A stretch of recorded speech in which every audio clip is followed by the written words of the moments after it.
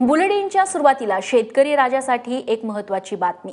पावसाअभावी विदर्भात आणि मराठवाड्यात पाणी टंचाईची परिस्थिती आता उद्भवली आहे। नागपूर विभागामध्ये गेल्या वर्षी जुलैमध्ये 22% इतका पाणीसाठा होता, मात्र या वर्षी केवळ 11% इतकाच पाणीसाठा झालेला आहे। त्यामुळे साहजिकच विदर्भात पाणीसाठ्या अभावी यंदा शेती कशी करायची हा प्रश्न पडू लागलाय। गेल्या काही दिवसांपासून मराठवाड्यात देखील पावसाने दांडी मारली आहे, त्यामुळे बीडमध्ये शेतकऱ्यांवरती दुबार पेरणीचे संकट ओढावलंय।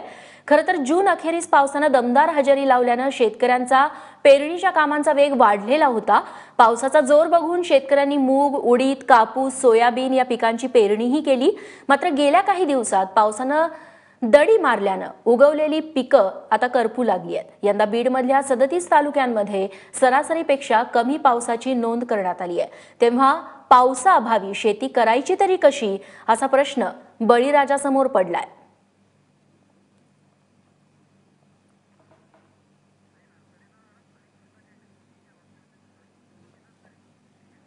तेव्हा विदर्भ आणि मराठवाड्यात सध्या पावसाची, पेरणीची आणि जलसाठ्याची एकंदर काय स्थिती आहे, नागपूरहून आमच्या प्रतिनिधी सरिता कौशिक आपल्याला माहिती देतील। सोबतच औरंगाबादहून कृष्णा केंडे देखील आपल्यासोबत आहेत। सुरुवातीला जाऊयात विदर्भात, सरिता आपल्याला माहिती देतील। सरिता, विदर्भात सध्या काय परिस्थिती आहे? पावसाने अजूनही दडी मारली आहे का आणि आकडेवारी नेमकी काय सांगतेय जलसाठ्याची आणि पेरणीची?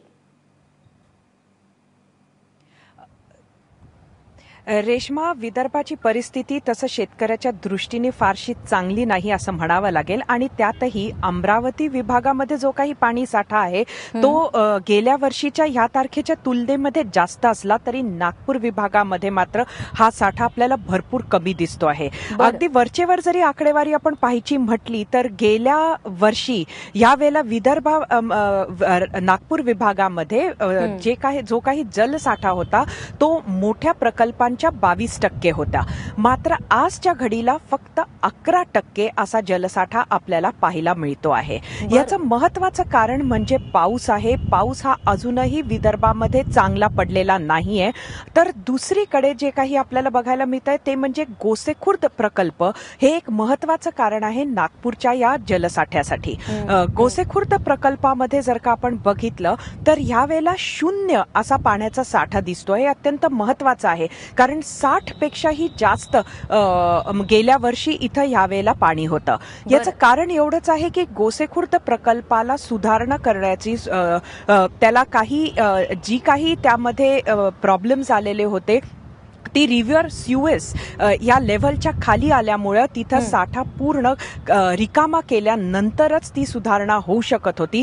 ती आता पूर्ण झालेली आहे, मात्र त्यानंतर पावसानं दडी मारली आहे, त्यामुळे इथं साठा आता निर्माणच होऊ शकलेला नाहीये। 0 साठा आहे आणि त्यामुळे सिंचन प्रकल्पांचं जर का आपण बघितलं तर अत्यंत कठीण अशी परिस्थिती सध्या नागपूर विभागामध्ये आपल्याला पाहायला मिळते आहे। आता ह्याच्यामध्ये भर जर का कुठल्या गोष्टींनी पडली असेल जी तू सुरुवातीलाच म्हटलं रेश्मा, ते म्हणजे दुबार पेरणीची वेळ शेतकऱ्यांवर येते आहे का हा जो प्रश्न इथे पडलाय। याचं महत्त्वाचं कारण म्हणजे नेहमी मान्सून हा विदर्भामध्ये पहिले येतो, यावेळेला मान्सून उशिरा आला आणि तो उशिरा यायच्या आधीच शेतकऱ्यांनी अनेक ठिकाणी पेरणी केली आणि नंतर पावसाने दडी मारली। मान्सून आल्यानंतर सुद्धा आता गेल्या आठवड्यात पूर्ण विदर्भामध्ये पावसानं दडी मारल्यामुळे ही स्थिती आज शेतकऱ्यांवर आलेली आहे। रेश्मा, सरिता, आता तुम्ही नेमक्या कुठल्या प्रकल्पावरती आहात? कारण का तिथे बऱ्यापैकी पाणी साठा दिसतोय, तिथलं चित्र काय बघायला मिळतंय? रेश्मा, हा पाणी साठा जर का पाहिला तर हा नागपूरचा एक तलाव आहे जिथे आम्ही उभा आहोत, याला फुटाळा तलाव म्हणतात। हा तलावात सुद्धा जे पाणी जरी दिसत असलं तरी हे नेहमीचं जे पाणी असतं त्यापेक्षा खूप कमी हे पाणी गेलेलं आहे। हा साठा अत्यंत कमी म्हणायला पाहिजे ह्या तलावासाठी सुद्धा। आणि नेहमीचं जे कोण पाहणारे असतील त्यांना आकडे जरी माहिती नसले तरी ती मंडळी सांगू शकतील की हा पाण्याचा साठा जो आहे तो अत्यंत कमी आहे।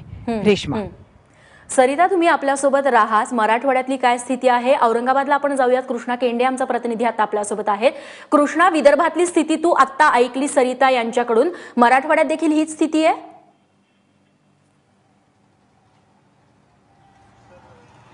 निश्चितच रेश्मा, मराठवाड्यात सुद्धा यापेक्षा चित्र वेगळं नाही. इथं पाण्याच्या संकट असण्यापेक्षाही त्याहीपेक्षा महत्वाचं आहे की घरातलं किडूक विकून जे काही पेरलं आहे ते जगवण्याची चिंता शेतकऱ्यांना अधिक आहे. कारण हवामान खात्याच्या अंदाजानुसार यावर्षी चांगला पाऊस होईल असं म्हटलं आणि त्याची सुरुवात जूनमध्ये झाली. चांगला पाऊस जूनमध्ये या ठिकाणी पाहायला मिळाला आणि त्यामुळे शेतकऱ्यांनी जे आहे ते पेरणी केली. मराठवाड्यात 68% पेरणी झाली आहे रेश्मा. 8 जिल्ह्यांमध्ये मिळून सर्वाधिक बीड जिल्ह्यामध्ये पेरणी झालेली आहे. आणि आत्ताचं जर चित्र पाहिलं तर मराठवाड्यातले 37 तालुके असे आहेत जिथं सरासरीपेक्षा कमी पाऊस झालाय. म्हणजे आत्ताचं जर चित्र पाहिलं आपण तर मराठवाड्यातली लोक जे आहेत ते कापसाची लागवड त्यांनी केलेली आहे आणि कापसाची रोपं जगवण्यासाठी त्याला पाणी घातलं जात आहे. म्हणजे कधी 2 वर्षापूर्वी जे चित्र होतं आणि जी चिंता शेतकऱ्याला होती ती गतवर्षीच्या चांगल्या पावसानं मिटली होती. मात्र यावर्षी सुरुवातीला चांगला पाऊस झाला, मात्र गेल्या 15 दिवसांपासून पावसानं दडी मारलेली आहे आणि त्यामुळे पिकं जे आहेत ज्यांनी माना टाकल्या त्या माना टाकलेली पिकं जगवण्याचं मोठं संकट मराठवाड्यातल्या शेतकऱ्यांसमोरचं आहे. आणि त्यामुळे आपण जर पाहिलं तर कधी आकाश भरून येतं, ढग आकाशात येतात, मात्र वरून राजा बरसत नाही अशी परिस्थिती मराठवाड्यातली आहे. कुठे ढगच येत नाही, दिवसभर निरभ्र आकाश असतं आणि कुठे थोडा बहुत पाऊस होतो, मात्र तो पाऊस त्या गावापुरता किंवा त्या तालुक्यापुरता असतो, त्या जिल्ह्यात सगळीकडे पाऊस होत नाही असं चित्र आहे. आणि त्यामुळे सध्या अत्यंत संकटाचं वातावरण मराठवाड्यावरती आहे आणि 1-2 दिवसात जर पाऊस झाला नाही तर पुन्हा दुबार पेरणी करावी लागेल. आणि काही ठिकाणची अशी परिस्थिती आहे की सध्याच दुबार पेरणीचं संकट त्यांच्यावरती आलेलं पाहायला मिळतं. आणि त्यामुळे सगळे मराठवाड्यातली जनता असेल ती वरुणराजाला विनंती करते की जे काही कष्टाचं पेरलेलं आहे ते जगवण्यासाठी थोडा बहुत बरस आणि जे पीक डोळ्यासमोर करपून चाललेलं आहे ते वाचलं पाहिजे, एवढीच अपेक्षा या ठिकाणी मराठवाड्यातल्या बळीराजाची आहे. रेश्मा, निश्चित कृष्णा, तू सांगतोयस की 68% पेरण्या मराठवाड्यामध्ये झालेल्या आहेत. खरं तर पीक तगायला, मूळ धरायला सतत आणि संततधार पाऊस लागतो. मात्र मराठवाडा असो किंवा विदर्भ असो तसं चित्र पावसाचं सध्या बघायला मिळत नाहीये. सरिता आणि कृष्णा दोघांचाही आभार. तुम्ही हे सगळे तपशील एबीपी माझाच्या प्रेक्षकांपर्यंत पोहोचवले त्याबद्दल.